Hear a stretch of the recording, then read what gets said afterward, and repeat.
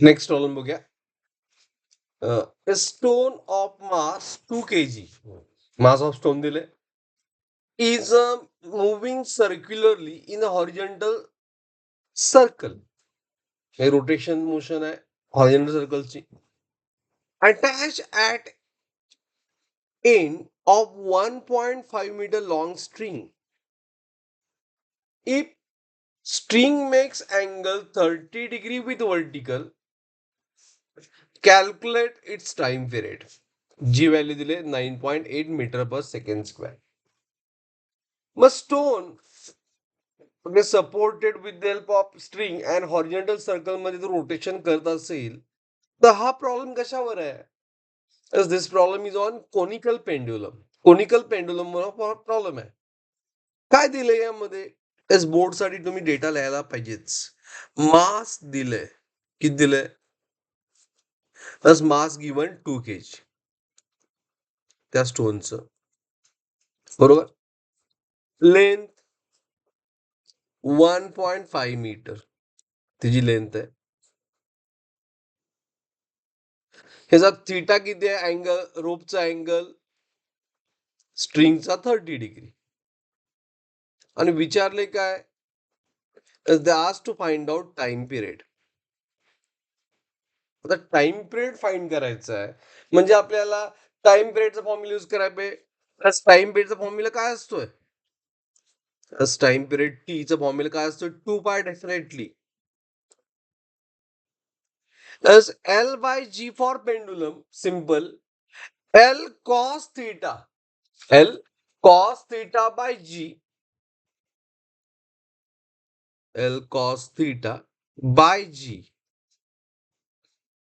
for conical pendulum. Value put करा. 2 pi. Pi ची value आहे 3.14.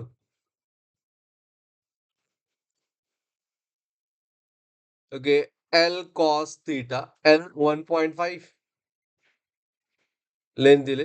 Cos 30.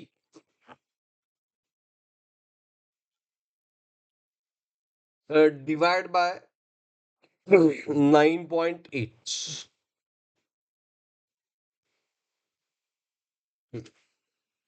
सो जर सिम्प्लिफाय करायचं म्हटलं तर 6.28 as multiply with 1.5 into cos 60 as 1.5 into 0.866 cos 60 cos 30 sorry 0.866 divide by 9.8.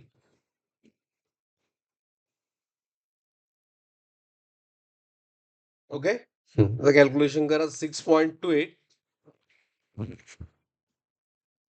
फक्त कॅल्क्युलेशनचा पार्ट आहे, यामध्ये काहीच नाही. आता प्लस 1.5 इंटू 0.86 फाईन केला तर इट कम्स 1.299.